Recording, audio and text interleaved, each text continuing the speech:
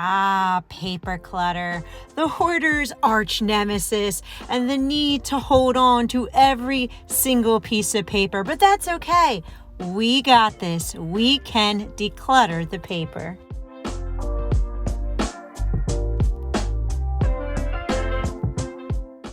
So this video is part of the Clutter Free January series hosted by the Minimal Mom, Clutterbug, and a secret slob.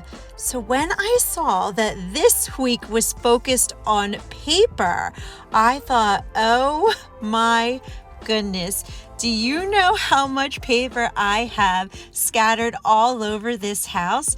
You see, I have hoarding disorder, but I am recovering in my hoarding disorder. So I've been finding ways to chop away at the mess so I don't feel overwhelmed and discourage myself from doing this. So I thought the best thing I could do was tackle the easier paper clutters that I have in the upstairs, in the more action spots that I have. Part of my 2021 goal was to completely declutter the upstairs and to also keep up on the maintenance on keeping it neat and tidy. So I think it's best to gather all the paper that is in the living room because I have a lot of it in there from mail and advertisements that I did not keep up with. Next is the kitchen, and this is where my bill organizer is. Yeah, I know, I am extremely old school where I still need my bills mailed to me and then I write them a check and send it out. It seems to be the only way I'm successful in paying all of my bills on time and organizing it. I've tried the online pay, but I forget about it and it just doesn't work with me. So this is kind of what I have to do. Now, next is the drawer, right? There is a ton of miscellaneous receipts and paperwork that's just scattered in this drawer. So I can pull everything out of here and then see what we can let go of. And this is the next drawer right here, which is the files. So I do have some organizational when it does come to putting away important paperwork. Lastly, I'm just going to grab some miscellaneous papers that got thrown into the laundry room, into the pile, because I feel like I can tackle this as well. When it comes to hoarding disorder, the key thing for me to get started is in visualizing what can I do? What is the next step? And what I can do is I can gather all of the paper that is in those places I mentioned. I can get all of the paper, get them all together, and I can visualize myself going through the paper and being able to declutter it. So this is all of the paperwork in one old heaping pile that is falling over. And this is months upon months of not decluttering paper. I didn't create a good daily habit or even weekly habit of going through it. So that way it wouldn't be so overwhelming. And plus with my hoarding disorder that I'm working with is for some reason, I feel the need to hold on to every single piece of paper, to just have it on hand for whatever crazy reason that I might need it. But the honest to God truth is I never really use it. It's just put in piles and I never look for it. Now, something I do look for when it comes to paper is receipts if I have to make a return. So I have this accordion folder and it's divided into months like January, February, March, April, and I'll put the receipts in there by the month that I bought it. Now, this is a great system that I put in, but I haven't kept up with it in the past 4 months. So I think this is a perfect opportunity to declutter even more of this and organize my receipts. And of course, the next step is to go through every single piece of paper. But we can do this. It's okay. We got this. I have it all piled up, kind of Marie Kondo style, right? Just put it all together in one big pile.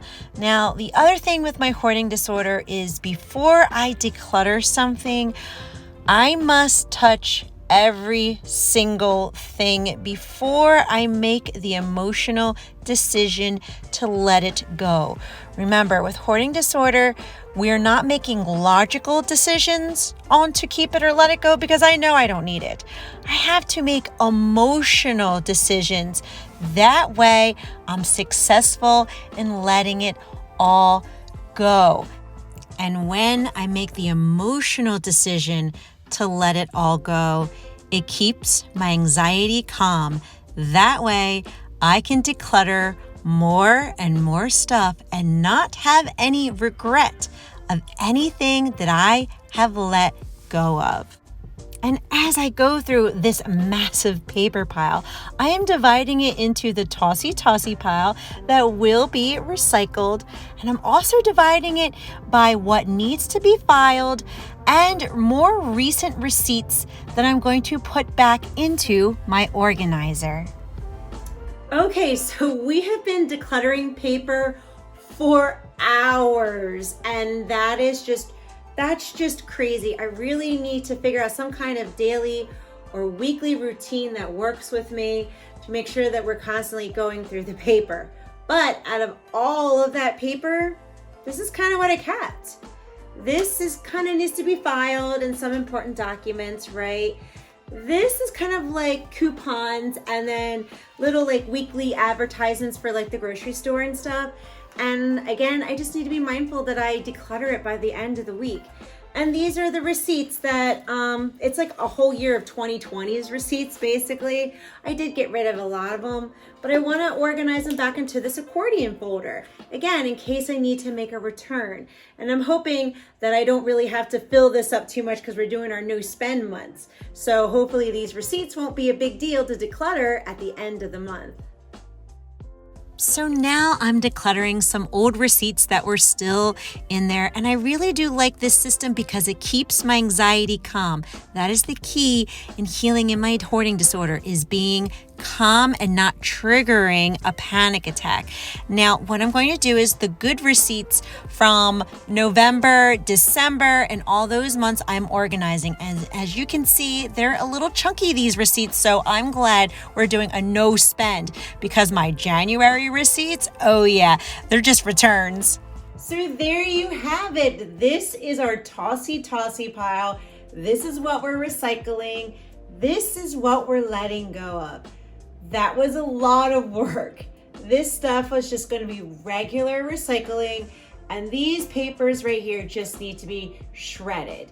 And I'm just shocked on how much paper accumulates over time. It's a lot, and I really need to put better routines and create better habits so that I'm not spending hours upon hours of my day going through all of this. So I think the next thing I'm going to try is I'm going to try the Flylady 2-minute hotspot combined with the Minimal Mom's 4 tips for her decluttering piles too.